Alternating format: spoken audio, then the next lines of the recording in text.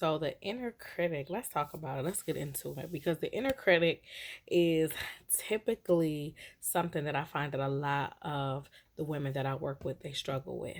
And that's because 80,000% of the thoughts that you have per day are typically negative, right? And according to neuroscience and research, if you have a negative experience that happens or someone says something negative to you, those things tend to stay with you longer. So you develop this inner mindset, right? That oftentimes you carry. Normally, it starts when you're a little girl, and then things kind of pile on and you're creating your belief system. If you experience some type of trauma, add that into the mix as well. If your parent says some off the cuff stuff, whether they meant it or not, those things are embedded inside of you and your mindset.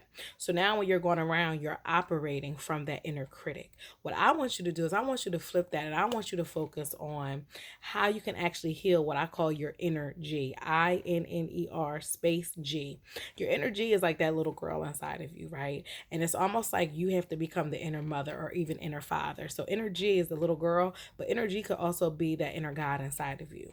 So I want you to let G talk to G. So what would God say to that little girl that's inside of you? So when you're doubting and fearing and worrying, how can we switch those thoughts, right? How can we switch those thoughts? Because God wouldn't be saying certain stuff to you like you can't do it, you're not good enough. He wouldn't have brought you all the way here if he felt as though you could not keep up, if you could not do X, Y, and Z. And even though it might seem difficult, he wouldn't have brought you all this far. The vision without the provision. Okay?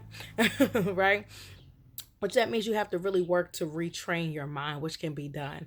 The more you talk it out, the more you journal things out, right? The more you do the work on yourself and ask yourself the tough questions when you do get triggered, when you do get into a negative episode or just a day, you're like, I'm just not feeling it today. We all get into that.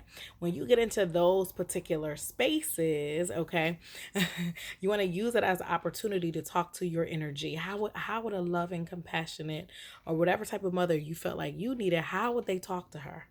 Okay, you got the inner mother, you got the inner father, right? So you got the gentle, you got the feminine, and then you got the masculine. And we need both of those. We don't want to be necessarily criticized harshly, but we need someone who is going to hold us accountable, right? That's going to be that inner father inside of us, and we need both of those. And once we learn how to integrate that into our experience, that becomes a way to allow us to shift out of our inner critic and get into our inner G. INNER space G. You get it, like energy, like a G, like thugged out. You know what I mean? Right?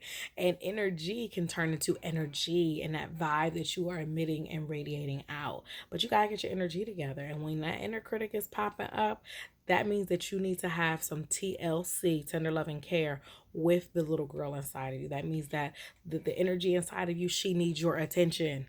So that means you're not giving her enough, right? And if something is repeating itself, it really needs your attention, right? So again, energy, that little girl inside of you, talk to her the way God will talk to her. Be the inner mother, be the inner father with what you need in that moment, right? And give yourself what you need. Make sure you are following me on Facebook, Instagram, and Twitter, right? Make sure you're in my Facebook group, Unleash Your Fear Squad. This is Tara Pritchett, confidence coach for women, and I'll talk to you soon.